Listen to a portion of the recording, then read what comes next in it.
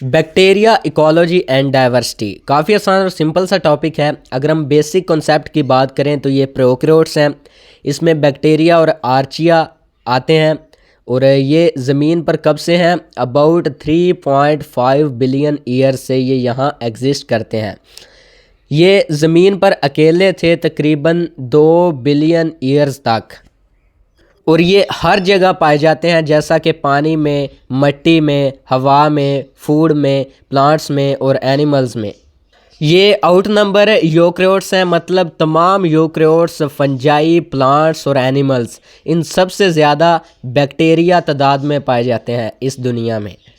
अगर हम बात करें तो बैक्टीरिया जो हैं वो एक्सट्रीम कंडीशंस में भी एग्जिस्ट कर जाते हैं। जितनी मर्ज़ी ज़्यादा सर्दी हो, जितनी मर्ज़ी गर्मी हो, ये उसे बर्दाश्त कर सकते हैं। तो अगर हम इनकी क्लासिफिकेशन की बात करें तो दो साइंटिस्ट मार्ग्यूलस एंड श्वार्ट्ज़, इन्होंने क्लासीफाई किया था।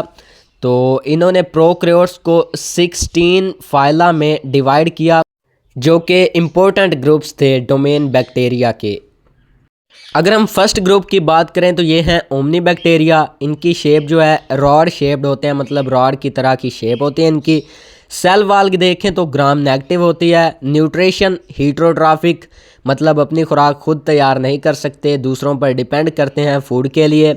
स्ट्रक्चर जो है रिजिड होता है, मतलब ये हार्ड होते हैं। फ्लैजेला ज़्यादातर इनमें प्रेजेंट होता है, मतलब ये मोटिलिटी इनमें मौजूद होती है, एक जगह से दूसरी जगह मूव कर सकते हैं।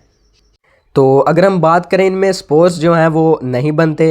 रेस्पिरेशन एरोबिक होती है, मतलब इन दी प्रेजेंस ऑफ ऑक्सीजन। और इम्पोर्टेंस की बात करें तो इसमें तमाम पैथोजेनिक, मतलब जो बीमारियों की वजह बनते हैं, वो बैक्टीरिया मौजूद होते हैं, जैसा कि एस्क्रेशिया कोलाई। नेक्स्ट ग्रुप है जी सियानो बैक्टीरिया, जिसे ब्लू ग्रीन बैक्टीरिया भी कहा जाता है। तो अगर इनकी टाइप की बात करें तो फोटोसिंथेटिक बैक्टीरिया हैं, मतलब अपना फूड खुद प्रिपेयर कर सकते हैं, जैसा कि प्लांट करते हैं। मेजर रोल है increased oxygen in the early earth atmosphere, मतलब जब ज़मीन बनी थी तो उसमें सबसे ज़्यादा ऑक्सीजन प्रोड्यूस इन्होंने ही की थी। अगर इनमें फोटोसिंथेटिक पिगमेंट्स की बात करें तो क्लोरोफिल ए, कैरोटीनाइड्स, फाइकोबिलिन्स, जो कि ब्लू और रेड पिगमेंट्स हैं, इनमें मौजूद होती हैं। नेक्स्ट अगर हम बात करें तो ये नाइट्रोजन फिक्सिंग बैक्टीरिया हैं। एटमॉस्फेयर में जो नाइट्रोजन है उसे फिक्स करते हैं।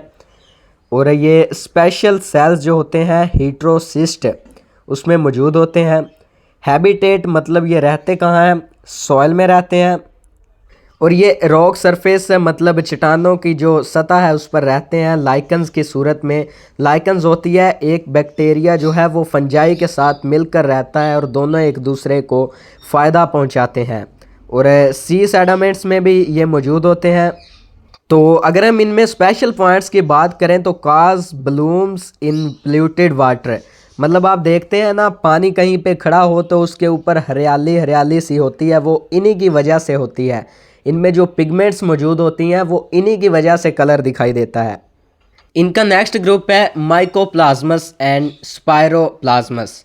तो अगर हम इनमें की फीचर्स की बात करें तो सेल वॉल मौजूद नहीं होती इनमें। रिजल्ट क्या होता है? Resistant to penicillin and similar antibiotics, मतलब जो एंटीबायोटिक्स हैं और पेनिसिलिन है, इसे ये रेजिस्ट कर जाते हैं, इन पर कोई असर भी नहीं होता। अगर हम माइकोप्लाज्म की बात करें तो ये मैमल्स में बीमारियां फैलाता है, जैसा कि नमूनिया हम देखते हैं इंसानों में, वो इन्हीं की वजह से होता है। अगर हम स्पायरोचीट्स की बात करें तो ये लॉन्ग और स्पायरल शेप के होते हैं। सेल वाल ग्राम नेगेटिव होती है। फ्लैजेला 2 से लेकर 100 प्लस हो सकते हैं। तो ट्रिपोनीमा इसकी एग्जाम्पल है। तो एक बीमारी है साइफिलिस, ये उसी की वजह से, ट्रिपोनीमा की वजह से होती है। इसमें क्या होता है कि इन्फेक्शन हो जाती है माउथ की या लिप्स की, या जेनिटल्स जो हैं वो पीनस या विजाइना, उसकी इन्फेक्शन हो जाती है, तो ये इसी वजह से होती है।